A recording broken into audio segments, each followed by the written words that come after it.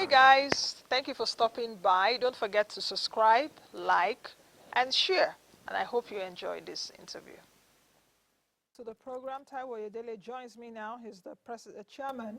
I don't know why I'm saying president, but he's the chairman, Presidential Committee on Fiscal Policy and Tax Reforms. Mr. Oyedele, welcome to the program. Good to see you again. Thank you, Nancy. Thanks for having me. Now, let's get started. Let me start with this question, which is, link the impact of what you're doing for me, what your committee is doing, with the cost of living crisis in Nigeria. Now, because we're talking about, there's a planned protest, people are going to protest. People are saying they are not living well. I don't know if you saw the report. We just went to the street and Nigerians were just venting. How essential is your committee's work? Link your committee's work to alleviating the cost of living crisis in Nigeria, so that people will understand it's not that you people are doing something esoteric, that we don't understand what these people are doing. Yeah, thank you very much. I think maybe I should start by just giving a quick overview of the work of my committee, which was set up August last year. And essentially, we were given the mandate to look at the fiscal governance for Nigeria. In simple language, that means how we manage our finances, revenue, spending, borrowing, and ensuring that there's proper coordination amongst government agencies, both at the federal and subnational.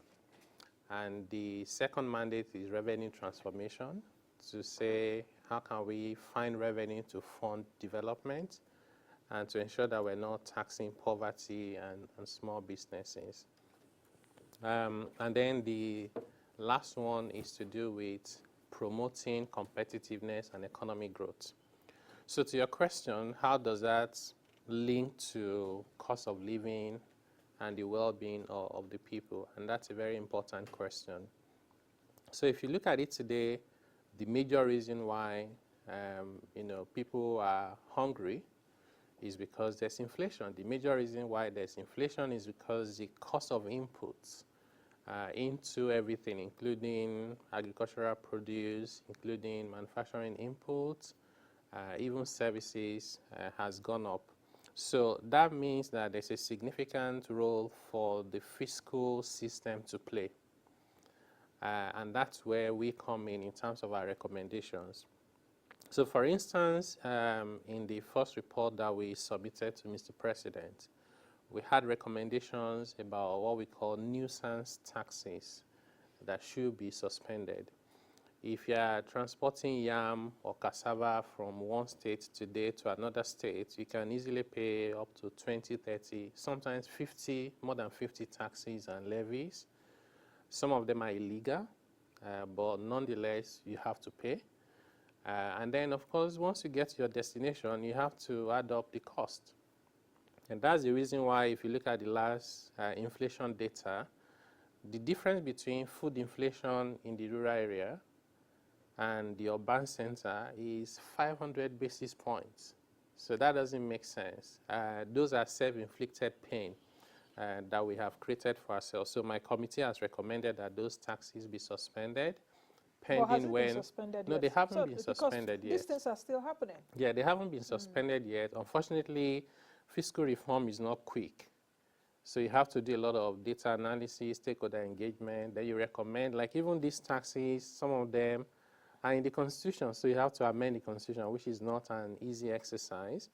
That's why we're saying to the powers that be, governors, local governments, and even at the federal level, to say, let's suspend. Because if you have the powers to collect a tax, you have the powers not to collect it. Nobody's going to take you to court to say, why haven't you collected it? The other one is to do with import duties. Because we are still largely import dependent, so we see an opportunity in saying, let's reduce the exchange rate we use for paying duties. This is not buying and selling of dollars. It's just government saying, I'm giving you a rebate on import duties. And we think that will have a downward pressure on inflation. We also have a recommendation about allowing importation of inputs and some food items like paddy rice. because we spoke to farmers and they do not have sufficient paddy rice to mill. So if you are not making enough production locally and you don't allow import, you would certainly create inflation. Are you talking about the 150-day one? So that's part of it. Okay. So the 150-day one is part of it. Yes, it's part of it. We also have the one to do with pharmaceutical product, because people can buy ordinary Panadol. It's multiple the amount it used to be. So there's a lot, in fact, and the VAT as well. So VAT on diesel has been suspended, for example. So some of our recommendations have been fully implemented. Some of them are being implemented, and some are still to be implemented. The ones that are waiting to be implemented, like you mentioned, fiscal policy or fiscal reforms is not really a day thing. One day, some things that the president can do with executive orders, because you did mention earlier, if you have the power to impose, you have the power to also suspend. So whether the game changer there, the link there is willingness, political willingness, as it were, because all those monies gotten from our roads or moneyless and co, they go to somebody. You know, so do you think that that political willingness has been there? I would say it's there. It's just difficult, because if it was something that the federal government alone can do, then Mr. President would have signed. So in fact, most of these nuisance taxes are not even coming from the federal government. They're coming mostly from the local government. And you have no powers, even as the president, to impose your will on the state and local government as to taxes that they can and cannot collect. So what we've been doing is engaging with the governors, you know, the finance commissioners, the joint task board. So that process is ongoing. You know, and I would align with the Nigerian people. I'm also impatient myself. I wish these things have happened like yesterday. But sometimes we have to also face the reality that, you know, some of these things will take time. So we have developed some executive orders, about 5 of them. So there are different stages now of being approved and implemented, including the one you referenced on inflation reduction. So we also have executive orders to promote employment generation. We have the ones to promote exports of non-oil, because we think the more liquidity we can get, the better we're able to stabilize the Naira exchange rate. We also have the one about public financial management to promote efficiency in how we spend the little resources we have, particularly in terms of priority of what's important to our people and the efficiency of those amounts that we spend. So our work has been really quite comprehensive. And now we've just moved to the phase of implementation. So we are hopeful that the Nigerian people will start seeing the positive impact sooner rather than later. So you are in your third phase now, which is implementation. Yes. Does that mean that you are done and dusted with the quick wins phase and the critical reforms phase? They're running in parallel. Okay. So some of the recommendations we had at the quick win phase have been fully implemented, but some of them, like the suspension of nuisance taxes, was something we identified at that quick win stage. But of course, implementation cannot be quick, because it's something in the Constitution and it will take time. So it should be go slow phase. No, it's not go slow phase. I think it's just critical reforms take time. If you don't want something that can be reversed easily, because if, for example, you get an MOU and everybody signs, if a governor does not implement it, what can you do? Whereas if you get the buy-in and you amend the Constitution, you lock everybody in for good to do what is good for society. Your committee, it's about fair taxation, responsible borrowing, and what's the third Sustainable one? spending. Sustainable spending. Fair taxation on both individuals and perhaps businesses. Yes. Responsible borrowing on the part of government. Yes. Sustainable spending on the part of government Yes. also. Nigerians have been angry with the government, not just even this government, even past administrations, around these 3 taglines: fair taxation, responsible borrowing, sustainable spending. Nigerians are saying the government spends too much and not spending on the right things, presidential jet and all of that. Responsible borrowing, debt profile has risen. The last time I did the maths here with my guest, I think every Nigerian is owing close to 500,000 Naira and over. In fact, that went viral. I said, no, Nancy, I know they owe this kind of money. But I said, if we're taking debt per capita, that's what every Nigerian owes. So how would you say that the committee is working to get us out of this? Because especially in the line of this planned protest. Nigerians are saying is end bad governance protest. You people are spending too much. We're hungry. I don't know if you listened to one of our respondents earlier, and we're a rich country. Nigeria get oil, yet we they suffer. So how do you link all of this responsible borrowing, sustainable spending? Yeah, good question. I think one thing that the government can certainly do better is to improve the efficiency of spending and the priority of spending. In some of the studies we conducted, the Nigerian people are asking for government to prioritize spending on education, on health, providing electricity, and then addressing insecurity. So our view is that if government is, focusing on anything outside of those priorities, then it's a misplaced priority. So clearly there is, very big room for improvement in terms of efficiency. But the other thing that government is not doing well enough is the communication. So like the debt you reference, so the numbers in terms of naira amount has increased. The number in terms of dollar amount has decreased. And so depending on the narrative you want, we've seen narrative of people that say, oh, this government has borrowed a lot in trillions of naira. And then you see people from government side to say, no, we've actually reduced the debt, but the correct story is in between, which is that because of the devaluation of the naira exchange rate against dollars, and because Nigeria has a foreign debt portfolio, anytime naira moves, the value of that amount in naira will change. It doesn't mean that government has borrowed new amount of money. The same way that because Nigeria has also naira debts, if naira devalues, then the amount in dollars will reduce. It doesn't mean that government has paid back. So trying to get the correct narrative will help us to focus on the real problems rather than sometimes what people put out there.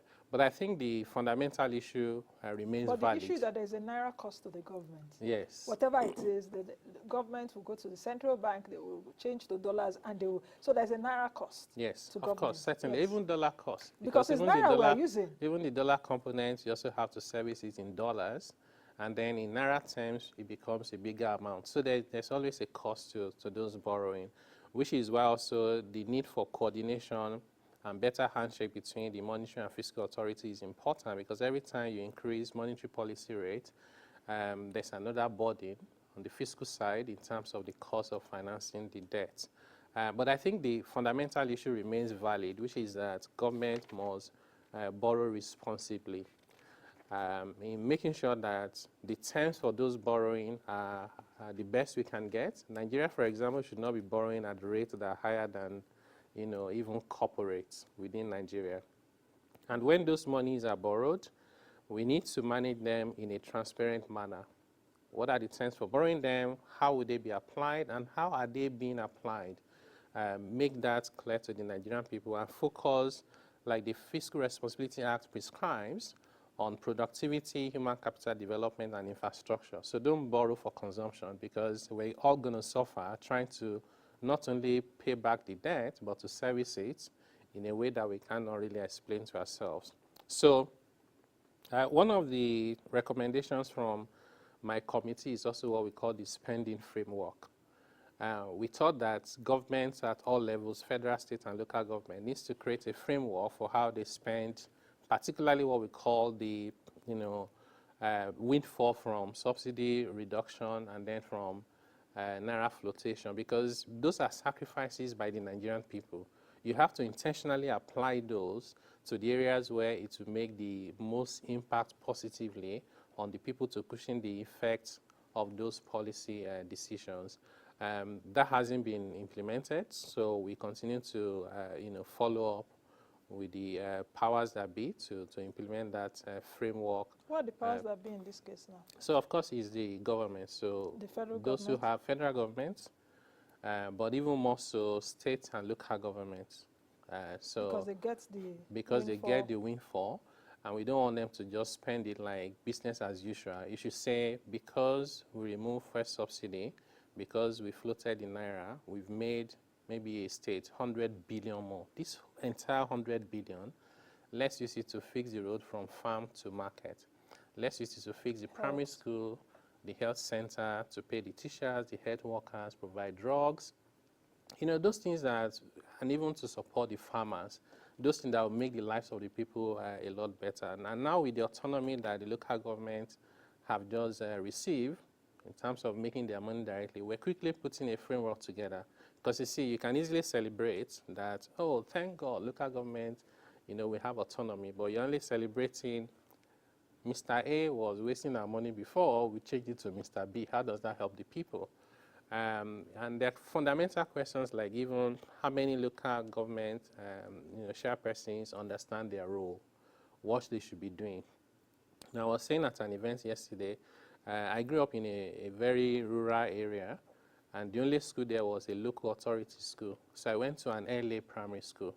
And without that school provided by the local government, I wouldn't be here today because there was no other option. There were no private schools. There were no other schools in my village. Today, we are having to come together to contribute money to fix the roof, to provide the desk. That's not the way we should be. And as a local government, we should have made progress from some decades back when I was in that primary school. We haven't. We've gone back. So we need to restore all of that so that the people can start feeling the impact of the government positively rather than trying to survive despite the government.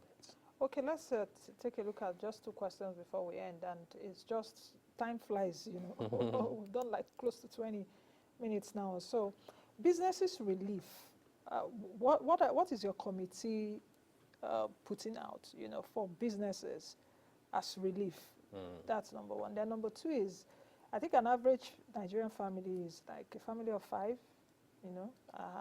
Then we have multidimensionally poor people, 133 million people, at least the last data that we have. For the businesses side, we have MSMEs that contribute 96% of employment, 84% of jobs.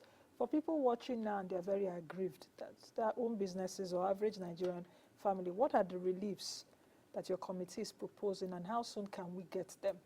Yeah, so this is actually the priority for our work, and the mandate that was given to us by the government is to provide relief for businesses, for households, small businesses, and individuals. And we've taken that, charge very seriously.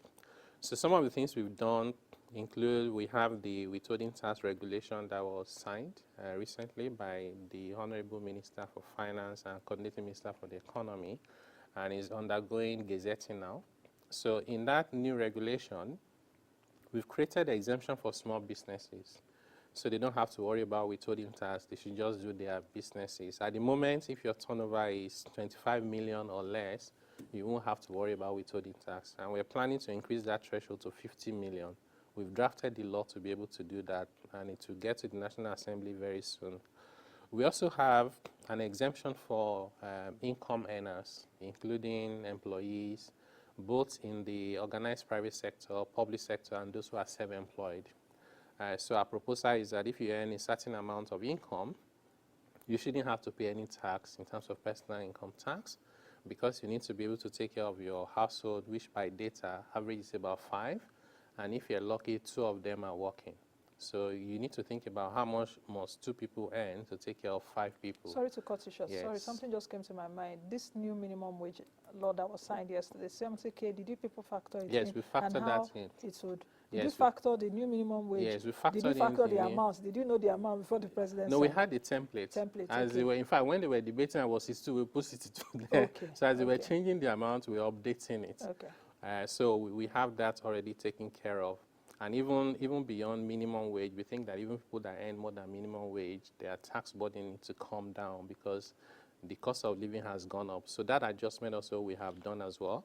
And the people who are not poor, who make plenty of money, if you make more than like 5 million naira a month, you pay more because they need to fund the amount we're using to protect the poor. We also have looked at the basic consumption. From food to health to Medicare, and we've reduced the taxes on those.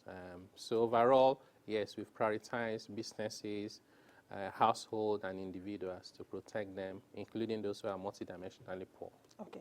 I think, Mr. Oyedele, I'll have to have you back again. We'll talk about that after the show so that we can look at comprehensively what your committee is doing and how that will translate to an average citizen, because even we got a message, Tom from Justice, saying how will all this translate to food on our table? That is how Nigerians feel. But thank you very much for coming and giving us a few perspectives. Yes, I've been speaking with Taiwo Oyedele, who is the Chairman, Presidential Committee on Fiscal Policy and Tax Reforms. That's the show today. Please join us again tomorrow for another edition. I am Nancy Naji. Be the best you can be and be the change that you want to see. Like I'm saying, we are pointing one finger at other people, the remaining pointing at us. So be also a better Nigerian. I'll see you all tomorrow.